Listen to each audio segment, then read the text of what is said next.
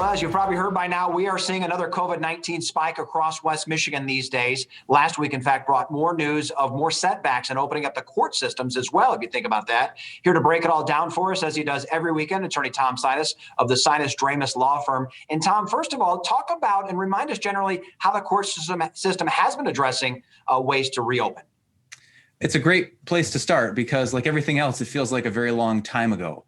Late last spring, early last summer, the Supreme Court and the Supreme Court Administrator's Office set forth a very detailed plan for how all of these various courts around the state, and I think there are almost 600 judges in the state, how the various courts around the state were going to resume eventually full operations. And the plan that was set forth by the State Court Administrator's Office called for a series of 4 phases to get from where we were last year to hopefully getting to full operations.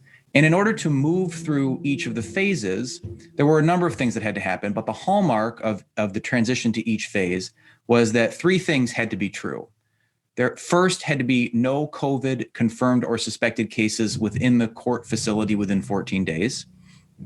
There secondly had to have been a downward trajectory in cases within the community or a downward trajectory in the positivity rate. And then 3, we had to have ample capacity within the local healthcare system. And unless all 3 of those criteria were met, the courts were not allowed to move to the next phase and actually had to go back.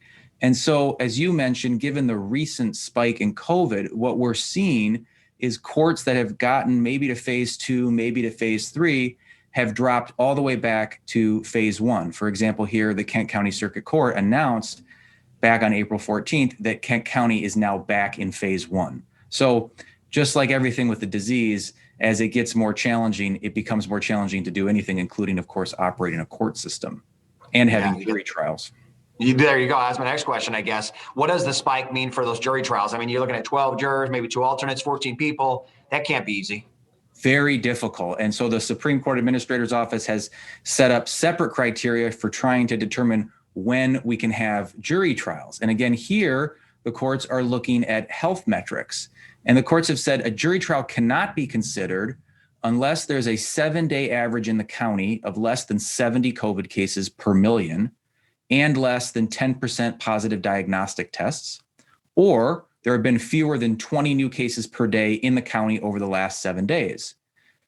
Unfortunately, that hasn't happened, right? The COVID numbers have gotten so bad again that we are in that criteria for those numbers. And so various courts around the state, including in Ingham and in Kent County, just announced last week that jury trials were canceled for now. So again, as the virus surges, courts realizing there's certain things we can and can't do, and jury trials, I think, are going to continue to be the thing, as you point out, that will be a big challenge for all of us. Very important that we resume it, but figuring out how we do it, we're going to be going with the ebb and flow of the disease itself.